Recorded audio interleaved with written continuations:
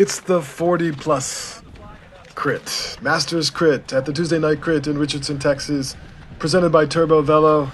This is my second race of the day, my very first day racing in 2023. I got dropped in the B race. I'm out of shape, but I want to be able to help my teammate. His name is Andy. He's up in the front.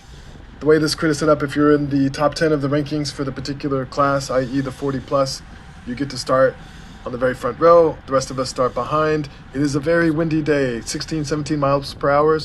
Wind coming from the south. We are starting to turn directly going south right now. I was hoping to save some energy from the B race. I know that I'm not fit. Recently had COVID, haven't been riding very much. Didn't really do a good job in the off season with getting in shape. And so I'm really behind in terms of my fitness and not respectable in that way. But I'm hoping that I can be able to contribute a little bit for my teammates' success. There are hitters in this field. Let's start with here on the right, in the red kit there, the pack kit. That's Adam. Adam used to be a professional cyclist. He was in the Lance Armstrong documentary. All these guys in front of me are in cadence kits, in these, sort of like black and gray kits. Who else is in the field? Matt Stevens, who previously won Dirty Kanza, is in the field. I believe, John Bain, I believe he's in the field. John Bain is someone that's won the Fair Park crit, A crit countless times, and is really known as one of the fastest cyclists around here for a very long time. And that's just the tip of the iceberg of the quality of the field. Patrick Breen, one of the most competitive human beings I've ever met, and that's not like an insult. That man has just freaking fire in his blood to do his best and win and get better. We kind of started out at the same time, and he has gone so much further, just like orbited me 15 times. He's really one of the best master cyclists in Texas. So anyway, the field is loaded, and my job is, if possible, to stay in and present, if I have a chance, to help my teammate. I have one teammate in the field. So this is better, of course, than last year when I did 2 races. The second week that I raced, this was in the summer, I did the 40 plus, and didn't have a teammate in the field, but I managed to win. It was a much smaller field and not nearly as strong. It was like 15 riders, and I don't know how many riders in the field here, but I think it's over 50. So big difference, and I certainly didn't beat Patrick Breen, Matt Stevens, etc., etc. So I forgot to mention Surfer Nick. This guy, I think he might be number 1 he's like number 2 in the standings in this series right now. I don't personally really know him. He's someone that people who have been in the scene for a long time know very well, because he was a very prominent rider previously, and then he took many years off, and he's back and very strong. I believe this is him on the orange bike that we're passing right now.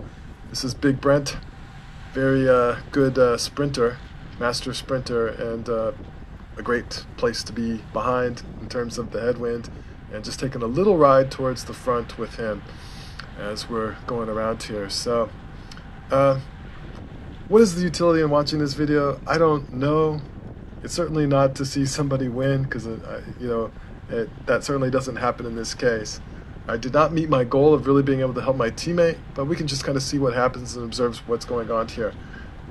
So we have this very strong crosswind coming from the right now, so the sheltered people are on the left. We're not going super fast. It's bunched up. There's a few guys, firing off the front, and just a couple of guys, 3 guys. You can see someone in the very far left making already through the echelon. And this is the kind of part of the race where some people have to decide what to do. Is this dangerous? Who are the guys up the road? Who do I need to follow? Do I need to mark people that might be bridging up? That kind of thing, if you have the fitness. Who is this in front of me? Matt Stevens with the national champion stripes on his shorts, there with the longer hair blowing right there. By the way, Matt Stevens' wife is a current professional cyclist, and she's been, I'm going to get this wrong and sound like an idiot, I think she's been on EF. I've only seen like 1,000 you know, social media posts, and it should be ingrained in my brain. But I apologize if I got that wrong. But she is one of the top women cyclists in the United States, certainly. Um, all right. So, what do guys like to do when they're in the crosswinds? They like to ride in the guttered position so that no one behind them has a draft, and that's, of course, don't really want to do that in a group ride, but in a race, that is a desirable thing to do. Look how, I mean, this is already like torn apart, the field, and I go around, but I'm not on a wheel. Again, things not to do. Don't pull people around. Stay on wheels. If you don't have energy, wait for someone else to come around and follow them. I thought about trying to make it up there. I might have been able to do it, but if I did, I think I would have been completely gassed. So now I'm just going to try to get back on the train here, which is what I should have done in the first place. Either make it all the way, or don't go halfway. Don't go in between. There's Steve Chisholm. I've mentioned Steve Chisholm many times on this channel. Not so much in the context of racing, but in the context of the pop ride videos that I've done. Spoiler alert, Steve Chisholm beats me in this race. So I asked Steve if I could name this video, I lost to Steve Chisholm, kind of a joke. Steve Chisholm, some people will only race if they think they can win. And the fact is, most people don't win. But there's just something about, getting into the ring. And you don't have to be the kind of person to win. A lot of people, their cycling makeup is such that it's very hard for them to win. Like, they basically have to be solo off the front because they're not a very good sprinter. And, those kinds of people, in professional cycling, very rarely get wins. But they can do great stuff and they can contribute to their team. You can see that I am falling to the very, very back here and getting gapped, and that's not what you want to do, especially headed into this this crosswind here where everyone's going to be guttered. I believe this is Carlos Tenzing Kit right next to me. We used to be teammates together. Carlos, great guy, and now I need to cover this gap. And COVID body, I guess that's just an excuse. It's just out of shape fat body, let's call it that, does not like to catch up to the group. And gosh, man, look at my MPA, 390. I don't think I've ever seen it that low in terms of like a non-sprint. Wow. Okay. Yeah. What that means is that I am truly suffering right now. And I think when I caught on here, I was like breathing like I was dying. Like I was just like gasping for air. There is a wide fitness gap between the fast guys in this race and me, like just ridiculously wide fitness gap. I did a group ride on Saturday, and this was like not the normal group ride I would do in normal years, but the slower group ride that I did because I'm in bad shape, and I could hardly even take a pull on that group ride. I knew coming into this that my fitness was not very good. Here's the legend Steve Chisholm right in front of me, and we're just trying to get sheltered. The wind is coming from the right to the left, and it is extremely strong. Get to the left, get sheltered, stay on wheels, try not to be the last guy. The further back you are, the more likely it is that some guy's going to fall off and gap you. Look, gap opening up here. Me getting onto Lantini's wheel here. Ooh, there's Steve into the grass. Steve's been around a long time, but that is not a pro move. But luckily he kept it up. All right, the dip. And this is a key point if you're in a final sprint, because it's very close to the end, maybe like 350 meters. The whole lap of this course is 1 mile, almost exactly. So you have this like little turn here and then one final turn. Earlier in the C race today, there was a pretty bad crash about right here, just right before then. Someone, I think, crossed wheels, someone went down, guy flipped over the other guy. Don't like that to happen. Try not to crash. If you come out, try not to crash. Ride safe. Don't cross your wheels. mind your front wheel. It is your responsibility to mind your front wheel. So nice to be in this, I don't even know what's going on in the front of the race. My goal again is to help my teammate. There might be a critical moment where I have enough energy that I can do something for him. And that was the goal here. So if I'm in that position, I want to conserve my energy as much as possible. I can see that my MPA on the left, the bottom left, the maximum power available has gone up way more than where it was before, like in the 300s. Now drifting up towards 1,000, which indicates the battery is filling up a little bit. There we are, a little bit of a scrunch time as the field starts to behave like an accordion as things slow down the front going into the headwind. You can imagine some guys on the front, most guys, if they're smart, don't want to do a huge amount of effort just to pull the group around and get to the front. Now, at some point, it's probably not going to be on the video or visible, but my teammate, Andrew, who's very strong, very talented, Masters racer, he goes off the front in an attack, but we can talk about that a little bit later. I didn't really understand exactly how it happened because I wasn't really involved, unfortunately, but he later told me it was, in retrospect, an ill-advised attack, given the firepower behind him. But on the other hand, it's a gamble. If the right people come up and join you and get a gap and you get a breakaway of 3 or 4 guys, well, there's your podium, if they can keep it to the front. Again, wind very strong. We see up ahead a few riders. It's gapped out with a few single riders, not together but spaced out amongst each other. Man, so I've kind of stayed on longer in this race. I was more willing to suffer in this race than the previous race where I dropped out pretty quick.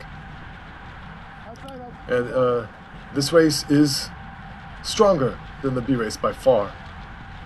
Stronger, more talented racers. So in other words, the B race doesn't have any Cat 1s. It's a Cat 3-4. This race, as the 40 plus, is Cat 1 through 4. So you have Cat 1s and potentially professionals in this race. Getting a nice pull from a draft from Steve here. Maybe not quite so great a draft at the moment as Steve himself tucks in behind his teammate to get a draft, and becomes a little bit of a game of chicken of how far you want to get to the very edge of that concrete, risking going into the grass and other bad things happening. I am getting no draft as I move over to the left, so I didn't really handle that well. You notice how Steve stayed on the wheel? I'm not on the wheel, and here I am having to, burn part of a match just to get on and get back on his wheel. So that's telling me that 1, technique is bad, and number 2, that my fitness is not good.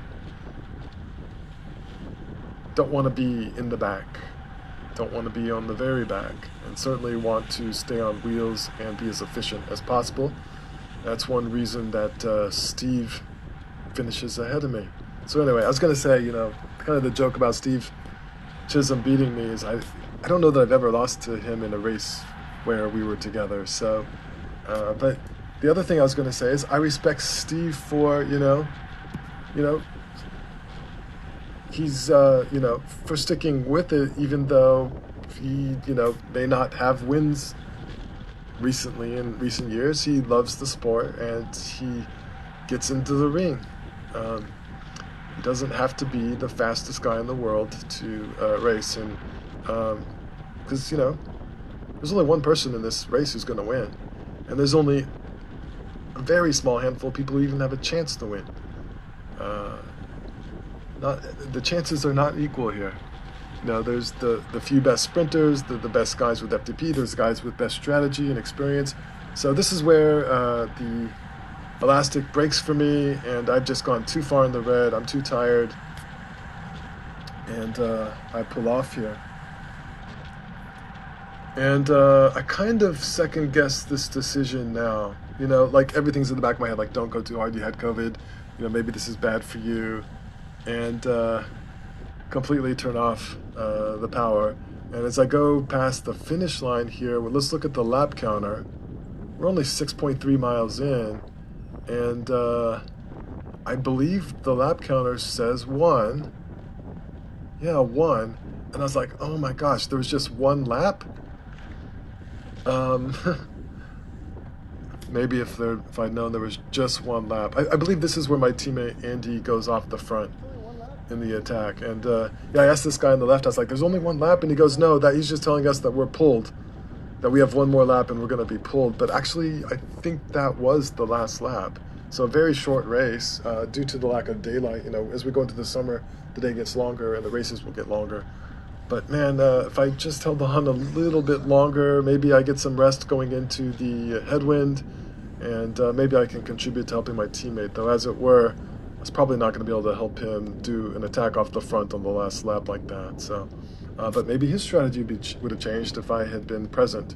So, anyway, so that's it for the 40 plus of the day, 40 plus race. I have a measure now of the kind of fitness I will need to be able to stay in the group, much less, do anything that matters to the race. And that's part of, like, if you go out to a race for the first time, that's probably the thing that, you're most curious about. Like, can I fit in? The easiest way to do that, if you're in a place where lots of people race, is do the, like, very hard group rides that the people that race do, and if you can hang with them, then you can hang in the race at that level, most likely. So, but you don't have to have that experience to be able to go into a race. As long as you know how to ride safely in a group, you can just come out and try at the very beginner level and see what you've got. Now, there's a big difference between beginning racing and beginning group riding in terms of fitness level. The people that are in the beginner's race are still, at the very top end of cyclists in terms of speed in the area. So you might not expect to be riding in slow group rides and be able to hang on to that. But that's, part of the experience. There are plenty of people that talk about the first time they raced and they just got completely blown out. In the A race that happens next, I got dropped on the very first lap.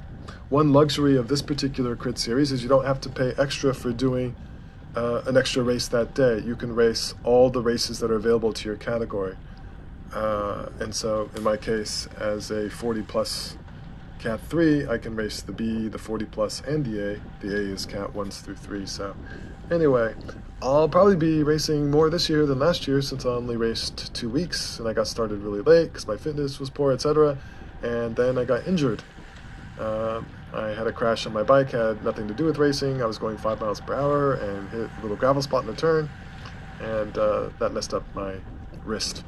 And so I didn't race after that. But anyway, I hope to be able to put up some more racing content.